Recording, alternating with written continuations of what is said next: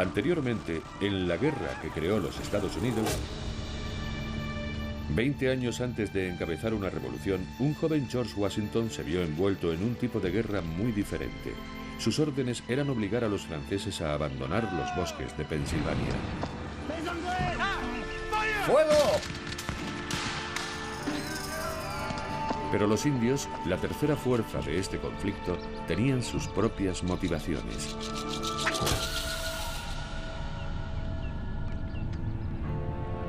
Este incidente en 1754 desencadenó una guerra que se extendería al Caribe, África, Europa y la India. El resultado del conflicto determinaría cuál de los dos grandes imperios europeos iba a dominar Norteamérica.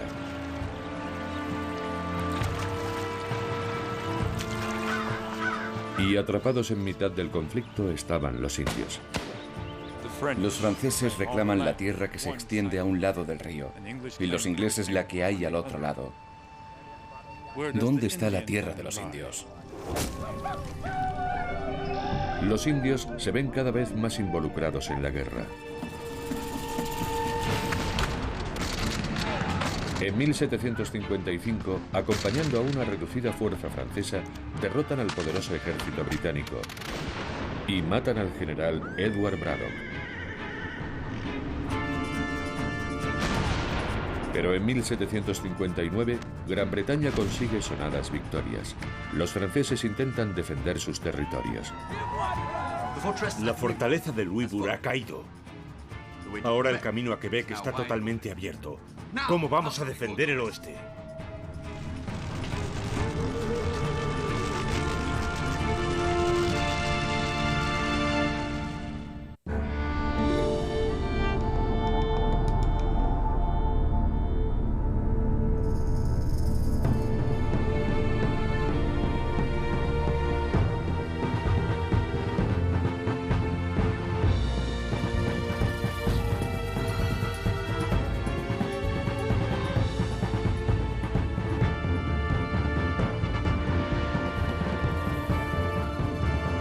La guerra que creó los Estados Unidos.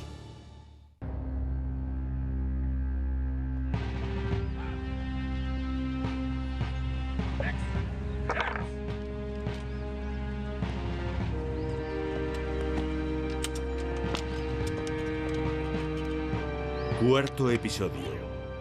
Consecuencias imprevistas.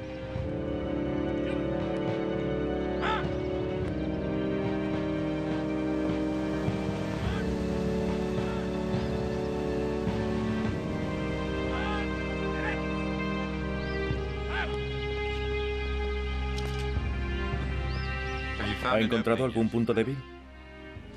Es usted un inútil.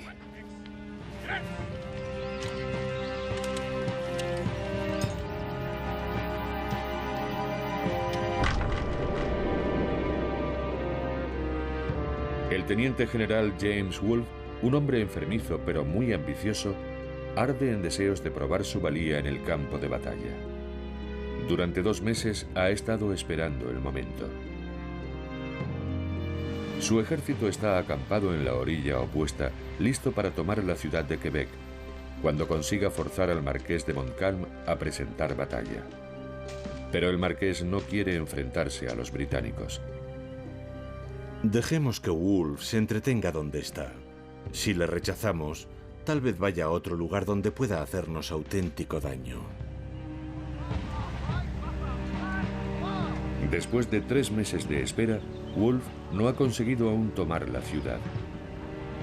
Si no ataca Quebec antes de que llegue el invierno, se verá obligado a levantar el asedio y perderá la oportunidad de obtener una victoria crucial en la guerra franco-india. Los británicos están decididos a expulsar de Canadá al ejército francés. Ahora controlan el río San Lorenzo, impidiendo alcanzar a los franceses el interior de Norteamérica. Pronto podrían controlar todo el subcontinente, pero primero tienen que conquistar la fortaleza de Quebec. Quebec parece inexpugnable. Situada en lo alto de un triángulo de tierra, 2 de sus lados están protegidos por abruptos acantilados. Wolfe ataca primero desde el este, solo para ver a 500 de sus hombres muertos o heridos en la batalla de Montmorency. Muchos oficiales excelentes han resultado heridos en este absurdo intento, escribe. Frustrado, responde con saña. He ido más allá, he ordenado arrasarlo todo. ¡Que no quede nada en pie! En parte para hacer salir al marqués de Montcalm y en parte como respuesta a las muchas ofensas infligidas a nuestro pueblo. Wolfe ordena a sus casacas rojas que incendien los asentamientos que rodean Quebec. 1.400 casas son pasto de las llamas. Pero la capital de Nueva Francia no está dispuesta a rendirse.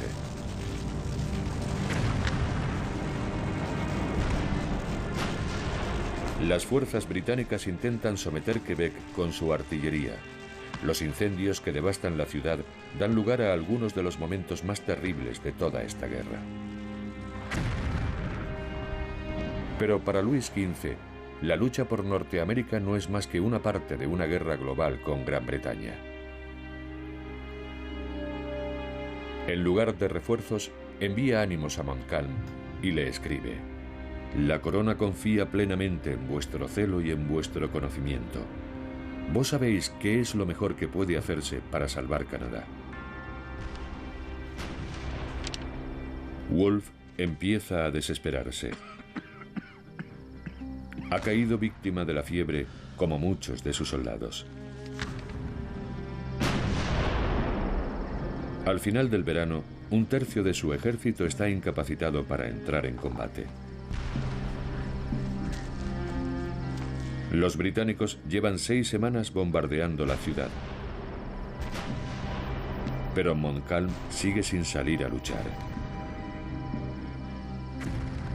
Ha decidido sabiamente encerrarse en un reducto inaccesible. Cualquier ataque haría correr un río de sangre. Y todo ello para obtener un beneficio insignificante.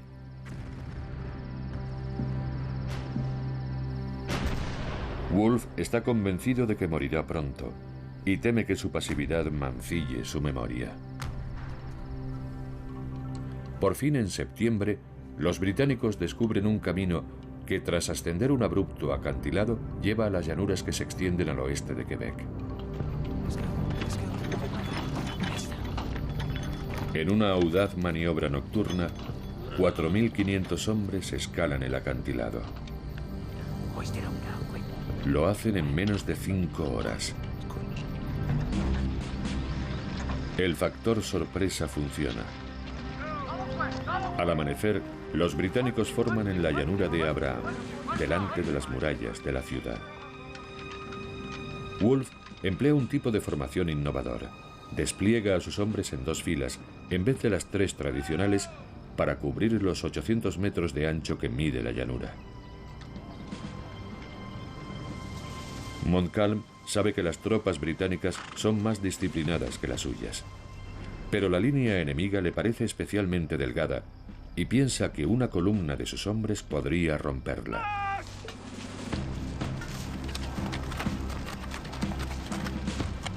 Es una batalla clásica a la europea cuyo resultado dependerá de la habilidad y precisión de cada bando.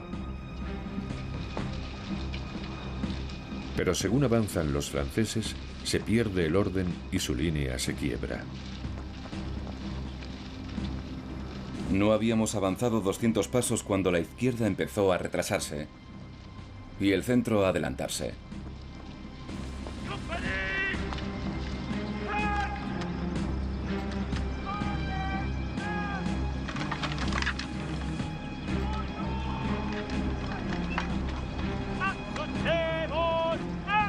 Los franceses empiezan a disparar antes de tener al enemigo al alcance de sus armas. Los británicos no se inmutan.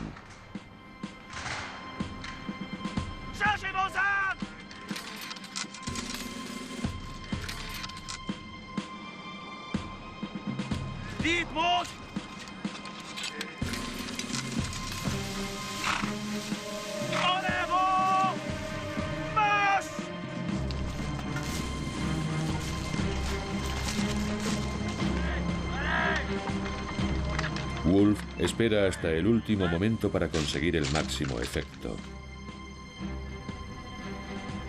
¡Fuego!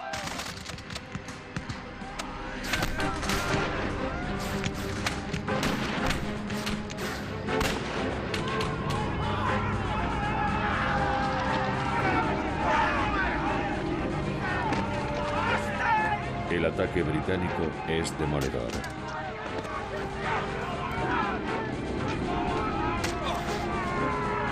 Un marinero británico escribiría después que la batalla no duró más de 10 minutos. Diezmados, los franceses se retiran. 4 días después, se rinden.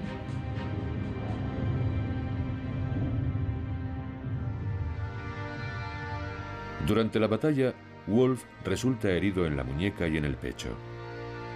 Cuando le preguntan si necesita un cirujano, responde: es inútil. Para mí todo ha acabado. Wolfe se convierte en un héroe para todo el Imperio Británico y su muerte será glorificada en numerosas pinturas idealizadas. Montcalm, por su parte, recibe un disparo en el abdomen. Las descripciones de su muerte son aún más imaginativas. De hecho, no murió en el campo de batalla, sino en la casa de un médico en la ciudad. La pintura refleja la impresión de que este fue el momento álgido y decisivo que marcó el final de la guerra. En realidad no lo fue en absoluto. La guerra franco-india se iba a prolongar todavía un año más. El auténtico punto de inflexión llegó cuando los indios hicieron inclinarse la balanza del poder. En 1759, los iroqueses tomaron la decisión de terminar con 50 años de neutralidad y se aliaron con los británicos.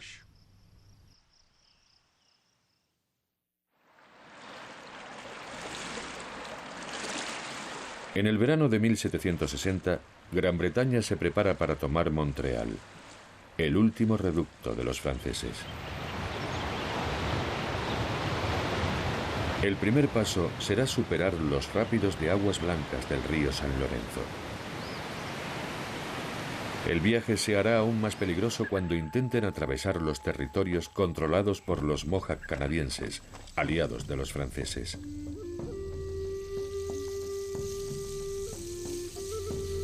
Los indios de Norteamérica están divididos en naciones diferentes, con intereses complejos y a menudo opuestos. Las alianzas de los Mohawk de Canadá son distintas de las de los Mohawk de Nueva York, que forman parte de una gran confederación, las 6 naciones iroquesas.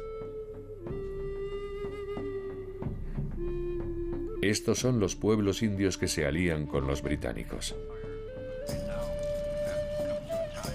Mientras estos descienden el río San Lorenzo, diplomáticos iroqueses van de poblado en poblado intentando convencer a los Mohawk canadienses de que se mantengan neutrales.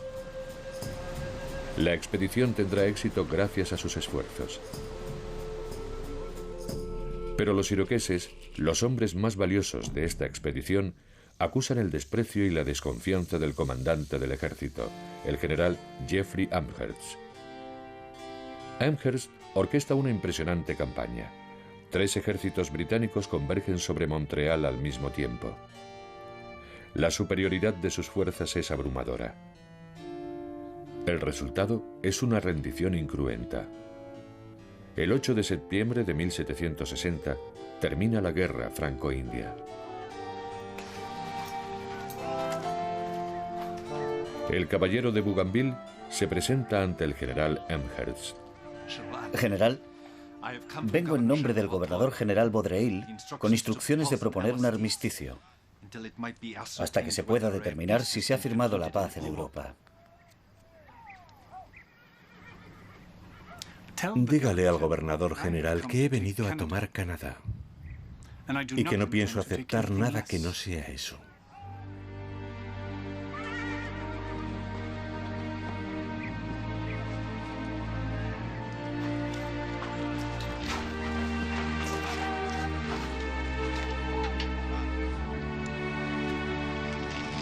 Al conocer que Amherst pretende negarles incluso el honor de mantener las banderas de sus regimientos, los oficiales franceses deciden quemarlas, antes que permitir que los británicos se las lleven como trofeos. Después de un siglo de intercambio comercial y de alianzas con los indios, la influencia francesa en Norteamérica toca a su fin.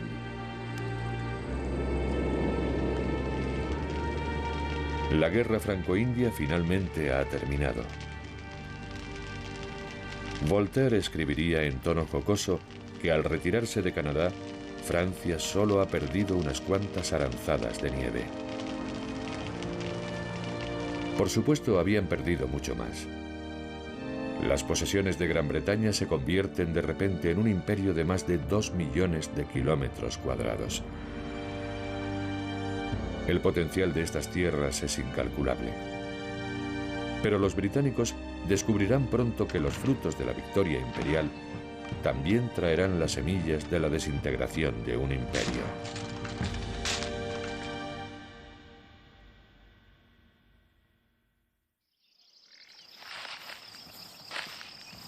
Las noticias que llegan de Canadá deberían haber despertado el entusiasmo de un joven que había estado en el centro de la guerra. Pero George Washington es ahora un civil. Cada mañana monta su caballo para supervisar la actividad de su hacienda. Cada día mayor, gracias a su matrimonio con una adinerada viuda, Martha Custis. Aquí vivo tranquilo, con una agradable compañera para toda la vida. Y espero encontrar en este retiro la felicidad que jamás experimenté en el ancho y turbulento mundo. Washington también ha sido elegido miembro de la Asamblea de Virginia, la Casa de los Burgueses, y forma parte del Comité de Propuestas y Reclamaciones. Es un momento apasionante para entrar en política en Norteamérica. Y lo es gracias al primer ministro del rey británico, William Pitt, que ha animado a los habitantes de las colonias a considerarse miembros activos de la corona en la gran empresa imperial. Les pedimos que consideren que Las colonias habían aportado de buen grado dinero y tropas a la guerra. A cambio, daban por sentado que el Parlamento reconocería su derecho a cobrar impuestos a través de sus representantes electos. Un malentendido que finalmente conducirá a una revolución.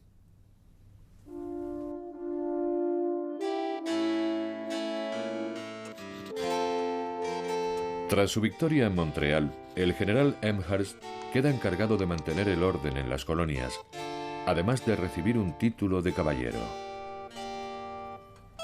Pero la corona no da a Sir Geoffrey lo que necesita para hacer su trabajo, dotándole de un presupuesto y unas fuerzas cada vez menores. Gran Bretaña ha retirado el grueso de sus tropas de Norteamérica. Ahora está luchando por el control de las islas francesas del Caribe, dentro del conflicto global conocido como Guerra de los 7 Años. Los británicos habían conseguido apoderarse de territorios franceses en África y de puestos comerciales en la India. Cuando España se alía con Francia, la guerra se extiende a las posesiones españolas en Filipinas y en el resto del mundo. El concepto que Amherst tiene de los indios no facilita su trabajo. Aunque el apoyo de estos había sido fundamental para doblegar a los franceses, el británico no tiene la menor consideración por aquellos a los que llama el enemigo salvaje. Amherst ordena una serie de reformas. Restringe el acceso de los indios a las municiones y, para ahorrar dinero al imperio, recorta drásticamente los regalos, una costumbre de larga tradición. Su objetivo es que los indios dejen de ser considerados como poderosos aliados de la corona y se conviertan en simples vasallos. Pero los indios no se ven a sí mismos como vasallos, y les preocupa que se construyan nuevos asentamientos en sus tierras. Una imponente fortaleza bautizada como Fort Pitt es levantada en la confluencia del Ohio, contraviniendo el Tratado de Easton. por el que Gran Bretaña se comprometía a no establecer nuevos asentamientos al oeste de las montañas de Allegheny. Cada vez se oye hablar más de guerra. William Johnson, superintendente de la corona para asuntos indios, sabe que una guerra con los indios es algo que Gran Bretaña no se puede permitir.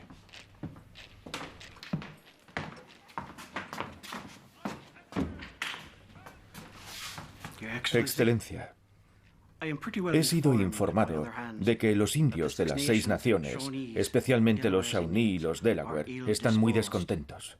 Exageraciones. Estoy seguro de que esta alarma no pasará de simples amenazas, como las que ya llevan un tiempo haciendo.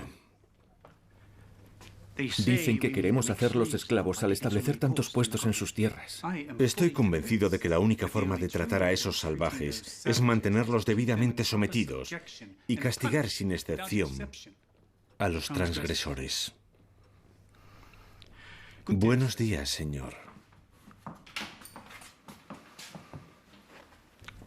Señoría.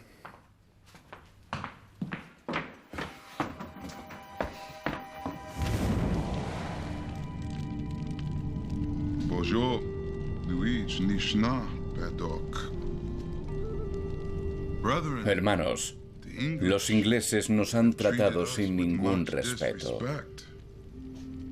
En 1763, un jefe Ottawa llamado Pontiac emplea poderosas ideas religiosas para animar a sus hermanos a rebelarse. El Señor de la vida tomó a Neolin de la mano y le dio un hermoso tocado. Pontiac les cuenta las visiones de un profeta indio Delaware llamado Neolin y su encuentro con el Creador, el Señor de la vida. El Señor de la vida le habló. Esta tierra que he creado es para vosotros y para nadie más. En cuanto a aquellos que han venido a quitaros vuestras tierras, Neolin dijo: expulsadlos, haced la guerra contra ellos.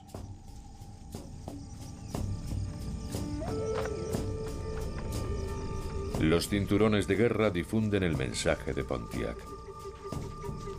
Los indios que poco antes habían jugado a enfrentar entre sí a los dos imperios europeos ahora se unen contra los británicos. Una nueva guerra va a comenzar.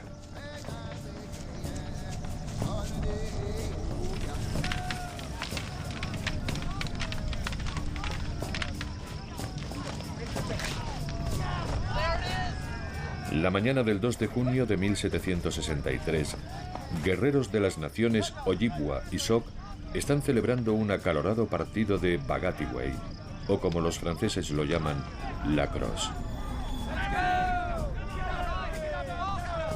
El juego entra en su tercer día delante de Fort Michilimackinac, en el norte de lo que hoy en día es Michigan.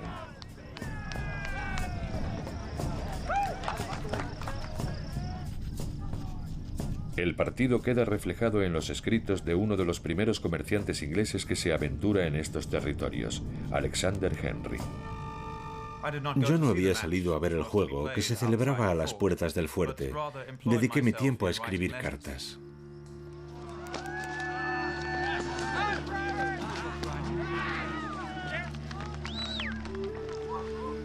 Los británicos no entendían por qué los indios estaban jugando precisamente aquí. Ni siquiera eran conscientes de que las reformas de Amherst habían ofendido a los pueblos nativos. Y tampoco les había llegado una importante noticia. Nadie, salvo los indios, sabía que un mes antes Pontiac había inspirado un ataque indio a Fort Detroit. Haced la guerra contra ellos. Era un aviso de lo que se avecinaba. Y ahora le había llegado el turno a Michilimackinac.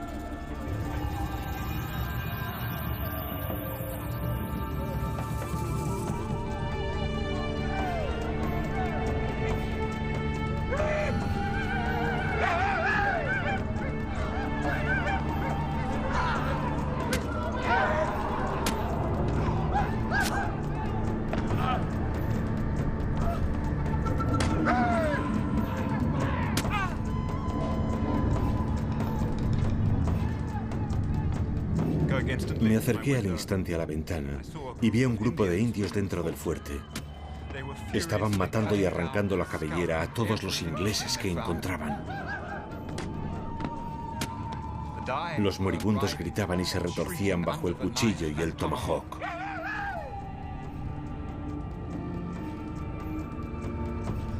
Yo estaba temblando por el horror y por el miedo. Y vi a muchos de los habitantes franco-canadienses mirando con toda calma.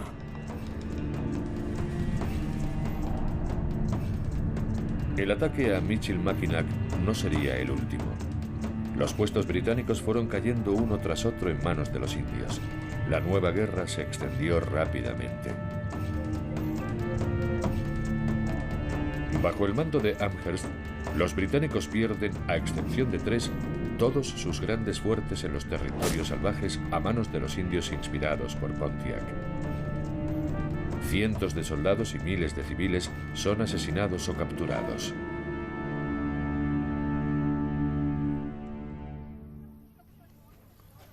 Hoy es un día histórico. Caballeros, un brindis. ¡Salud! Casualmente, ese mismo día de 1763, George Washington se reúne con un grupo de virginianos para poner en marcha una operación dirigida a hacerse con tierras en el territorio de Ohio. Su objetivo es conseguir una concesión de más de 10.000 kilómetros cuadrados. Todos esperan que la operación les reporte riqueza y el estatus de caballeros británicos que tanto ansían. Pero hay un problema. 5 años antes, Gran Bretaña se había comprometido con el Tratado de Easton a no crear asentamientos blancos al oeste de las montañas de Allegheny. Y la concesión que quiere esta sociedad se encuentra cientos de kilómetros más allá, en lo que es actualmente Indiana. ¡Salud! Para los hombres como Washington, el Tratado de Easton no es más que un acuerdo local cuyo alcance no les afecta. Washington estaba anticipándose al futuro, al día en que los británicos estableciesen nuevas colonias en el corazón del subcontinente. Su intención era estar allí cuando llegaran.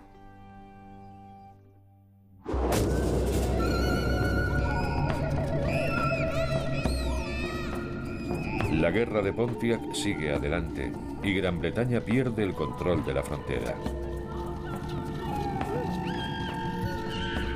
Como le ocurriera a la familia de Mary Jemison en la guerra franco-india, de nuevo muchos colonos caen prisioneros de los indios. Tras la captura de Mary en Pensilvania, su familia fue asesinada. Recuerdo las palabras de mi madre. Mi querida y pequeña Mary, creo, hija mía, que a ti te perdonarán la vida, pero a nosotros nos van a matar en este desolado lugar.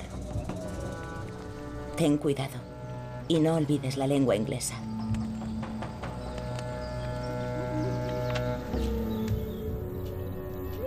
Mary fue llevada a un poblado séneca y adoptada por la tribu.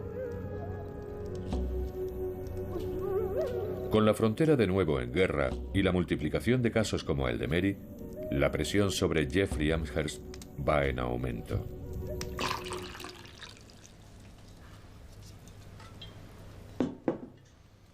Amherst anda escaso de fondos y también de hombres, y no está recibiendo mucha ayuda de las legislaturas coloniales. Ahora Sir Geoffrey se plantea la posibilidad de utilizar un arma que jamás habría osado emplear contra un enemigo europeo. ¿No sería posible sembrar la viruela entre esas tribus de indios rebeldes? Cualquier estratagema puede ser válida para reducirlos. Haríamos bien en intentar infectar a los indios por medio de mantas, además de emplear cualquier otro método que sirva para erradicar a esa raza execrable.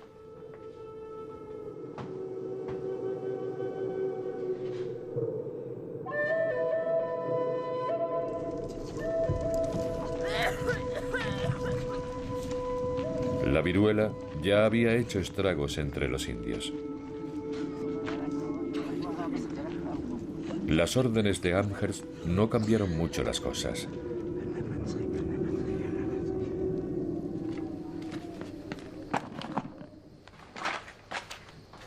Incapaz de mantener el orden, Sir Geoffrey es relevado del mando. El 17 de noviembre de 1763 regresa a Inglaterra a bordo de un barco llamado La Comadreja.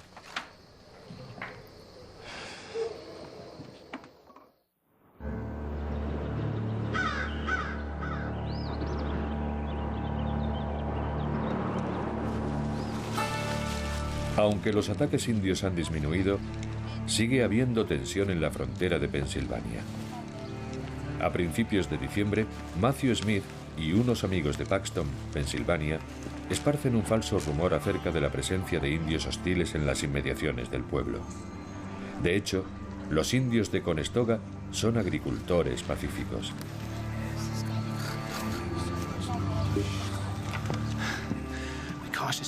Nos acercamos sigilosamente para poder verlos. Son indios armados. Son forasteros. Y hay docenas de ellos.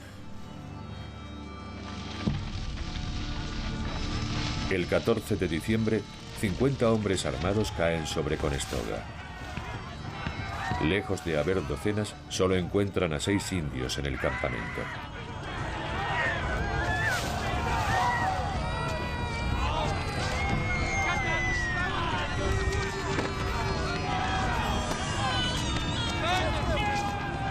Dan caza a otros 14 que han escapado y también los masacran.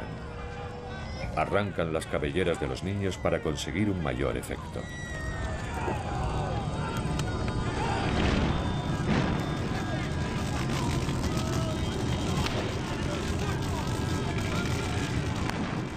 Los chicos de Paxton hacen correr la voz de que tienen la intención de matar a todos los indios de Pensilvania.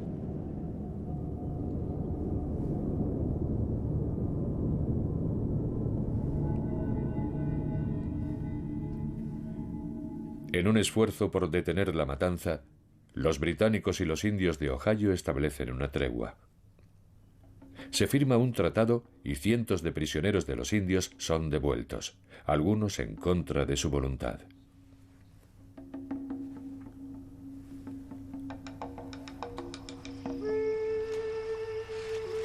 Muchos, como Mary Jemison, han adoptado el modo de vida de los indios. Ya había estado con los indios 4 veranos y 4 inviernos. Seninji y yo nos habíamos casado de acuerdo a la costumbre india. Mi ansiedad por ser puesta en libertad había desaparecido. Para fomentar el regreso de cautivos, el rey de Inglaterra ofrece recompensas. Un colono holandés ve en Mary la posibilidad de ganar algún dinero. ¡Ven aquí! Eché a correr lo más deprisa que pude y volví al poblado. Los jefes ordenaron que no se permitiera a nadie llevarme sin mi consentimiento y dijeron que si mi decisión era quedarme, se me debía permitir vivir entre ellos sin que nadie me molestara. Mary Jemison permaneció entre los indios Seneca el resto de su vida.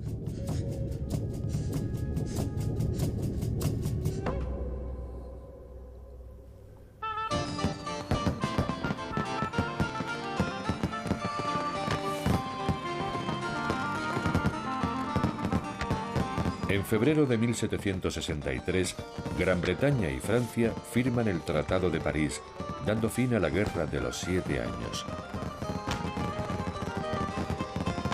El rey Jorge III gobierna más territorio en todo el planeta del que llegó a tener nunca el Imperio Romano. Pero ahora, sus posesiones en Norteamérica son tan extensas que la corona necesita encontrar otra forma de administrarlas. El rey publica la Proclamación Real de 1763, que, entre otras disposiciones, establece un nuevo límite. La proclamación va más lejos que el Tratado de Easton y establece que todos los territorios que se extienden al oeste de los Apalaches, el corazón del subcontinente, quedan reservados para los indios. Sin embargo, en las tierras salvajes se están estableciendo más colonos que nunca. En la década de 1760, el territorio de Ohio recibe una nueva oleada de emigrantes de Gran Bretaña y otras partes de Europa. Estos se abren paso hacia el interior de Norteamérica, a menudo marcando con sus iniciales los límites de las tierras que reivindican como suyas.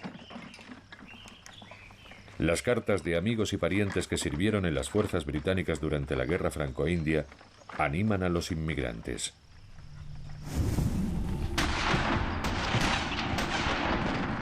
Los colonos llevaban tiempo peleando por el acceso al vasto interior del subcontinente. Después de todo, pensaban, para eso se había hecho la guerra.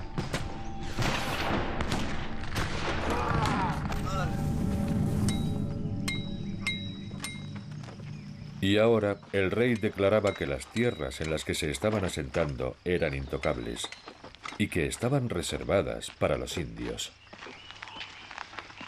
Hay además otra fuente de tensión: el dinero. La guerra ha duplicado la deuda nacional británica y los contribuyentes han soportado la carga demasiado tiempo. Ahora el Parlamento espera que las colonias americanas paguen su parte.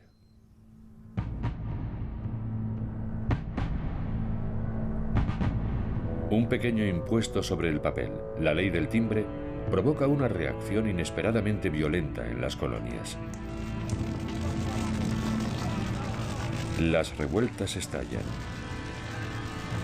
Se queman muñecos que representan a recaudadores de impuestos y a estos se les obliga a dejar sus trabajos. El impuesto es ampliamente ignorado.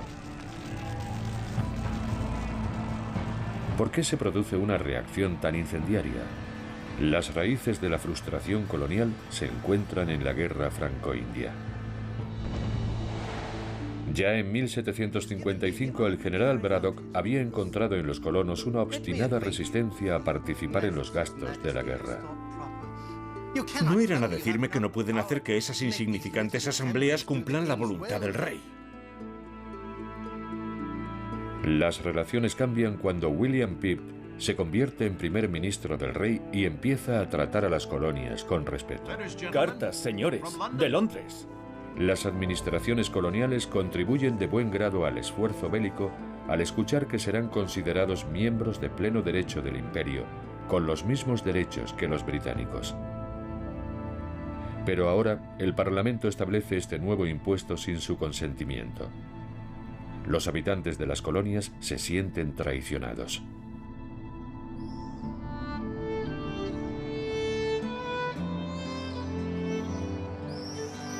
La política británica irrita cada vez más a George Washington. Es un obstáculo en su camino hacia la prosperidad como hacendado y especulador inmobiliario.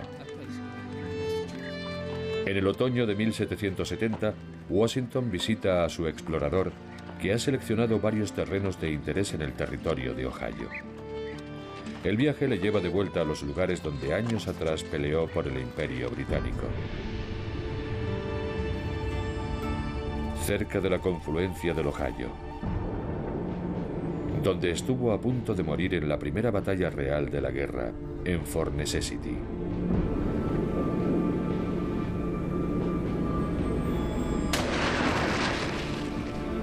Como recompensa por los servicios prestados en la Guerra Franco-India, se prometieron tierras a los soldados coloniales.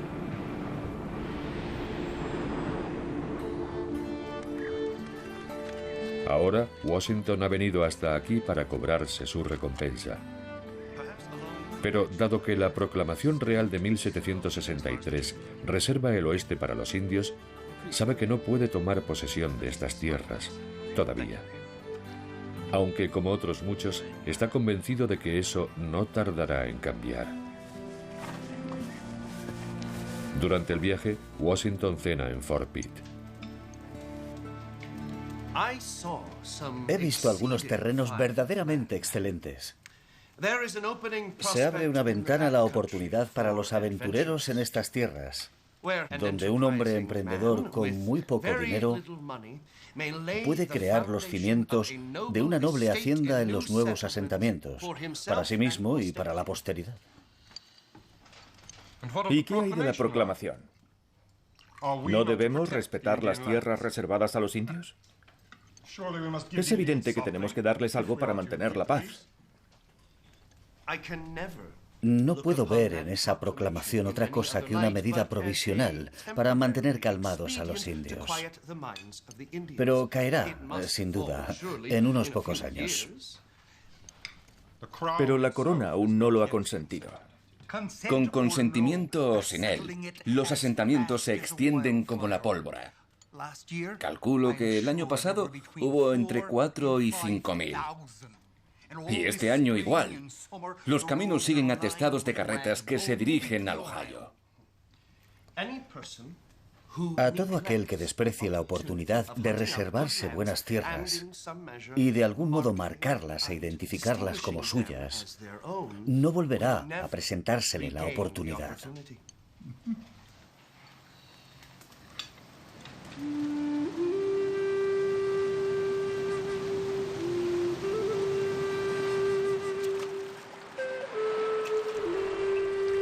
Han pasado 20 años desde que Washington fuera enviado por primera vez a este territorio con la misión de reclamarlo para el Imperio Británico.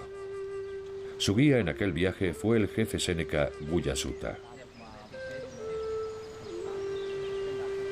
Resulta irónico que vuelvan a encontrarse ahora, cuando el virginiano vuelve con el fin de apropiarse de parte de esas tierras. Como la mayoría de los indios, Guyasuta estaba acostumbrado a un mundo en el que se podía jugar con la rivalidad entre dos imperios. El jefe séneca parece contento de volver a ver a Washington. En Guyasuta encontré a un viejo conocido. Él era uno de los indios que vinieron conmigo en busca de los franceses en 1753. Expresó su satisfacción al verme y nos recibió con gran hospitalidad. Me dio las gracias por decir que mi pueblo deseaba la paz y la amistad, y expresó una vez más los deseos de paz de su pueblo y su buena disposición hacia los blancos.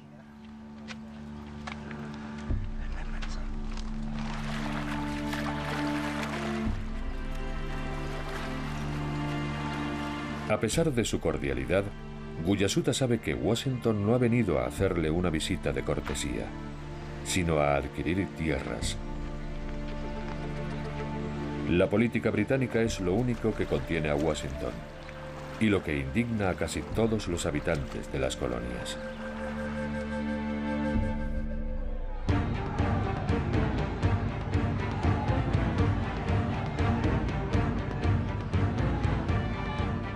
En Nueva Inglaterra, las expectativas frustradas hacen crecer la tensión.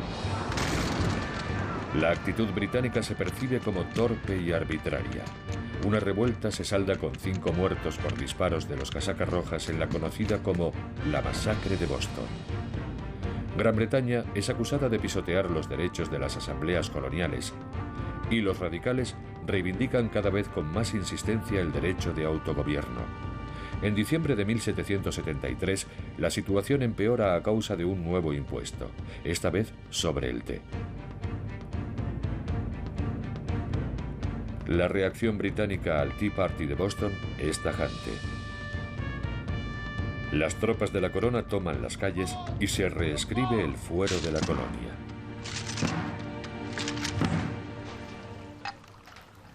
Incluso los moderados como Washington consideran estos acontecimientos inaceptables.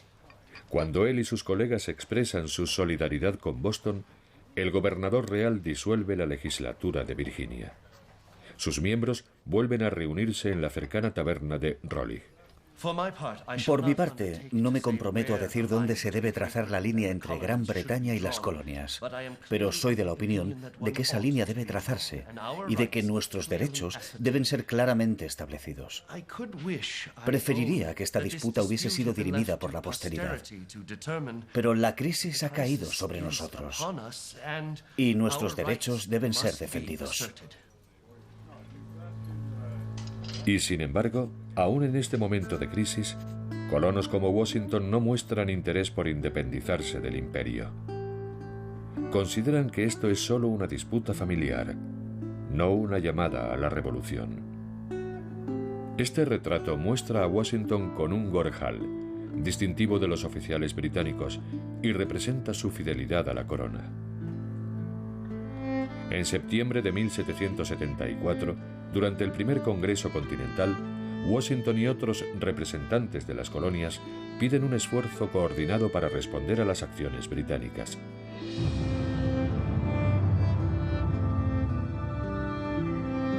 Las relaciones con Gran Bretaña siguen deteriorándose y Washington se ve cada vez más involucrado en el conflicto.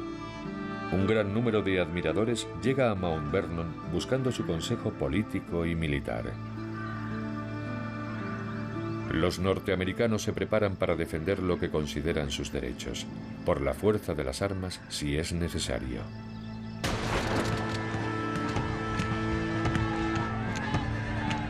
En abril de 1775 se producen combates entre fuerzas coloniales y británicas. Esto ya no es un problema familiar, una simple disputa entre miembros leales del imperio. Y una vez que ha corrido la primera sangre, no habrá marcha atrás.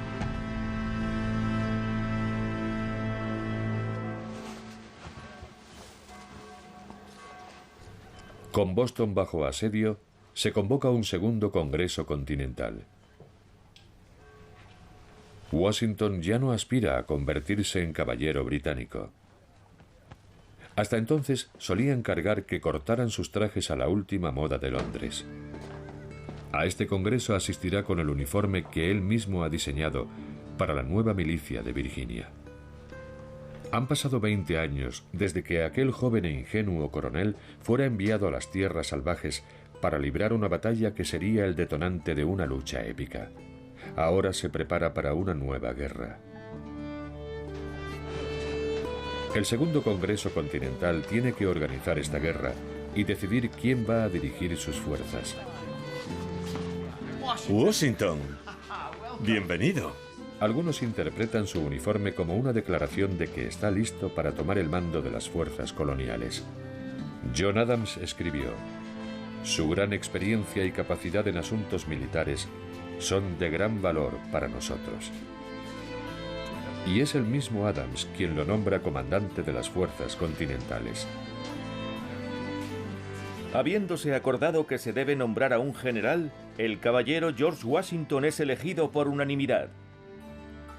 Y así mandará a las fuerzas... Me resultaría totalmente imposible rechazar este nombramiento sin exponerme a una censura general que haría caer el deshonor sobre mi persona. Tendré que confiar, por tanto, en esa providencia que hasta este punto me ha mantenido con vida y que tan generosa ha sido conmigo.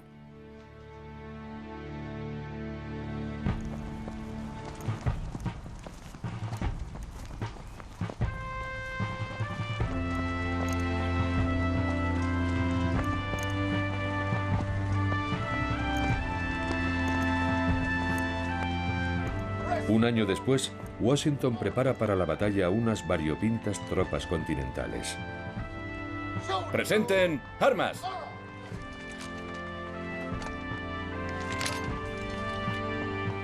Han pasado casi 21 años desde el día en que fue testigo de la aplastante derrota del general Braddock en la primera gran batalla de la Guerra Franco-India. No he dejado pasar ningún aniversario del día 9 de este mes sin recordar y dar gracias por haber salido con vida de las orillas del Monongahela.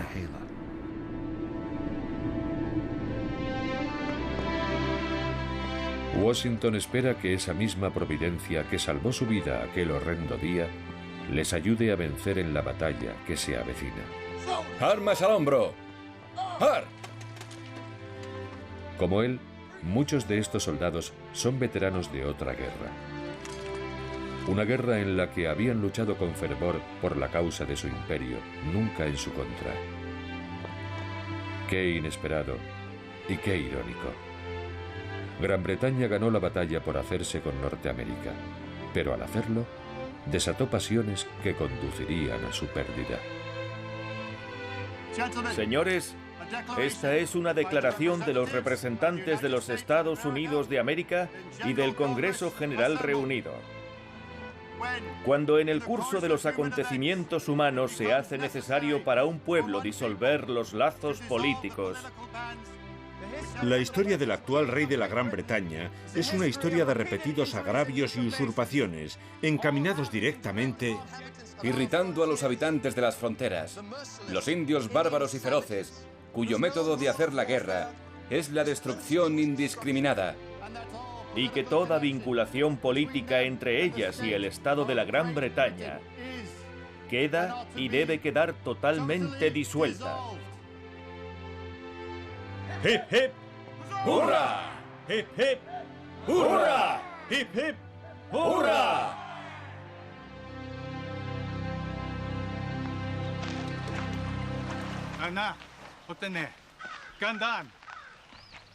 Ese mismo mes, en la confluencia del Ohio, el centro del conflicto durante 23 años, representantes de las colonias se reúnen con Guyasuta. El jefe indio intenta reivindicar el dominio indio de estas tierras. No permitiremos ni a los ingleses ni a los americanos marchar con un ejército sobre nuestro país. He sido elegido por las 6 naciones para defender esta tierra. Y lo haré.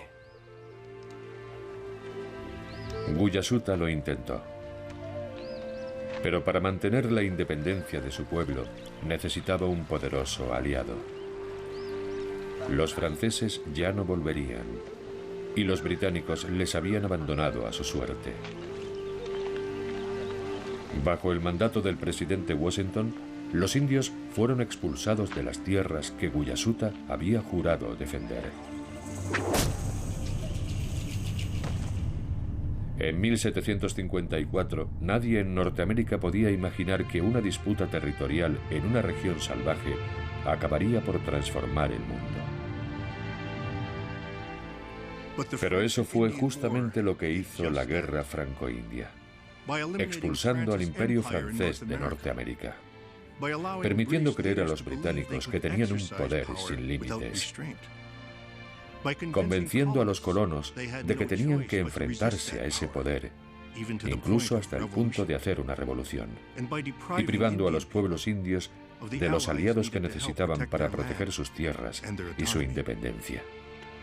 Nadie esperaba que ocurriera nada de esto, pero al cambiar la faz del subcontinente, la Guerra Franco-India se convirtió en la guerra que creó los Estados Unidos.